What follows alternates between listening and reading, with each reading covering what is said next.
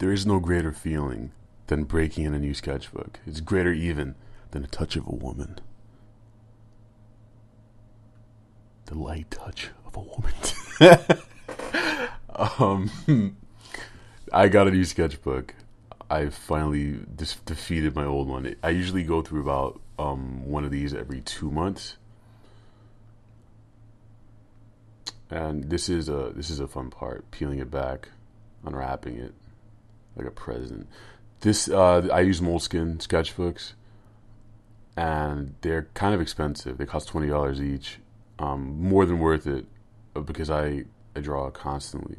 But they're on sale. They happen to be on sale in Plaza Art Supplies in the DC metro area. I think they also have stores in Ohio, and they're on sale for about $16. So I might go ahead and buy those in bulk. I might buy like 2 or 3 of them. They're on sale till October. So a lot of you have asked me how to start drawing in a sketchbook, or that the look of the blank page sort of intimidates you, and really you shouldn't be. It intimidates me too, to be honest. But what you can start out with is just in the upper left. I started out with putting the date, and I started some pattern drawings on the bottom, some little swatches where I can just make shapes. And eventually I saw a guy that I wanted to draw. Older dude, older black fella who was, he had some Rasta friend behind him who just kept leaning over and whispering, "Hey man," and kept showing him his phone. Blah blah blah blah. That's my Rasta act. Blah blah blah blah blah. And the dude, I have no idea what they were looking at. I couldn't venture a guess. But this dude I'm drawing eventually pulled out some textbook, and he put on glasses, and he looked really professorly. So maybe he was a teacher or something. Perhaps a student. A student of the arcane arts. The oldest art. This is clearly me thinking about life right here. Pausing. Or what? Oh, you know what it might have been? He was very observant. People you'll draw on the metro have different levels of attentiveness. Some of them are really attentive, and will just look up at the drop of a hat just for no reason. Most people are not like that. Most people stay in their zone, but some will just look up, and they might even look at you. At which point you might have to abort, and unless you're bold like James Gurney, and you just ask them if you can draw them. I don't make a habit of.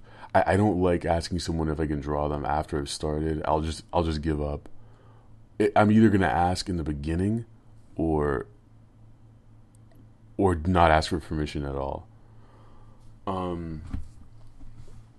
Later on, after this drawing was done, actually, I drew a girl who was. I asked the girl if I could draw her. Someone who was sitting on the metro, and then I did a pretty decent sketch in like 10 minutes while she was telling me about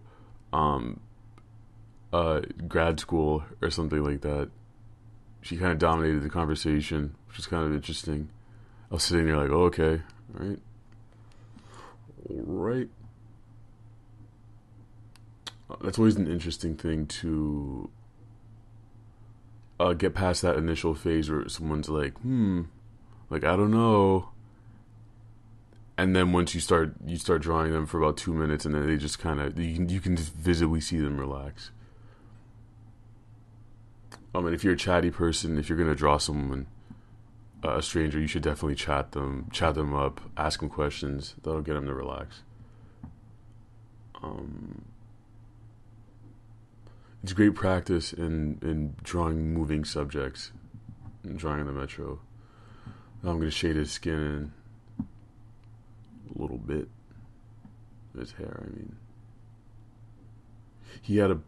I think he had a pointy-ish beard.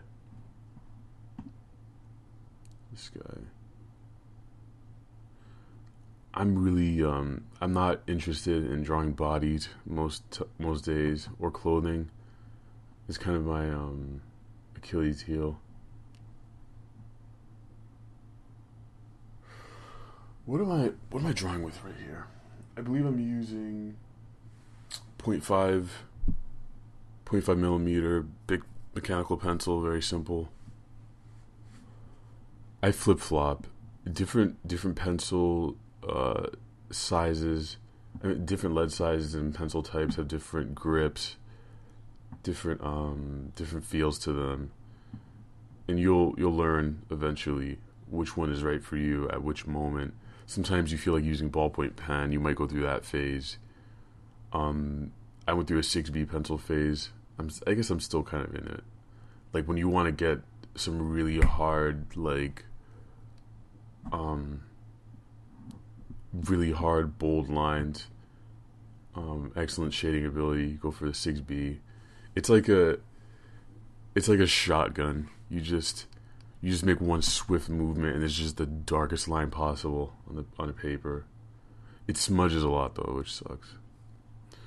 All right. What am I doing here? I guess I'm trying to reluctantly finish the rest of his body, which is tough, very tough on the Metro because people move. Their heads are more likely to stay still than their bodies. I don't know if I just made a completely wrong statement, but I'm sticking with it. Very simple shapes for his arms.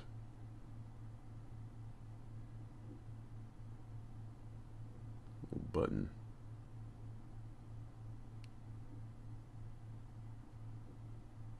While I'm doing this, I'm thinking about well, I can't erase and go back and check proportions at this point, so you just have to trust yourself in the beginning to have enough experience to know what a head looks like. At this point, I'm just thinking about how bad I am at drawing clothing and how I need to practice on that more.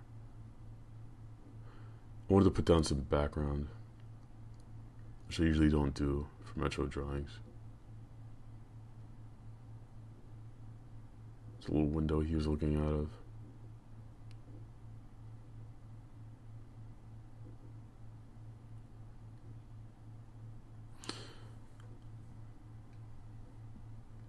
And I also should mention that before I started drawing this, I was looking at James Jean,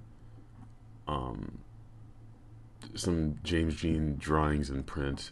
And if you want to feel awful about yourself, if you're a visual artist and you want to feel terrible and wonder what the hell you're doing, look at his work. You'll feel like garbage. It's natural, though. It's something that happens to everyone. But what I usually say is, well, what are you going to do with that information? You feel like garbage? Maybe you are. I don't know. If that's going to stop you from doing what you want to do, then I don't know. You can take it from there, make those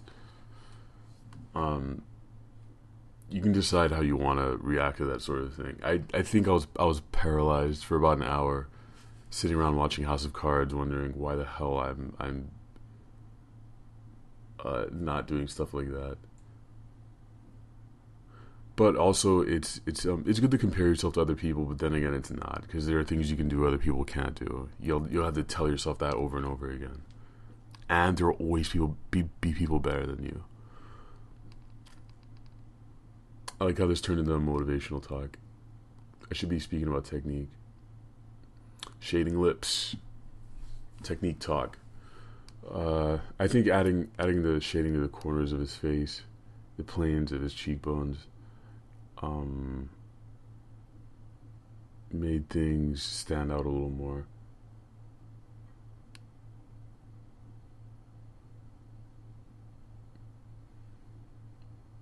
Ridge of his brow.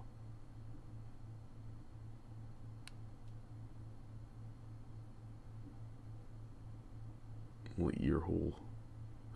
I think at this point I started shading around his head. Yeah. Unfortunately, I cut out most of it. You see how I'm gravitating more towards the head? I think it's something common with portrait artists, though. I'd say most artists probably tend to favoring the face. It's some psychological thing where you look at someone and yeah, I forgot what I was going to say. But thanks a lot for watching, and I will see you guys next time.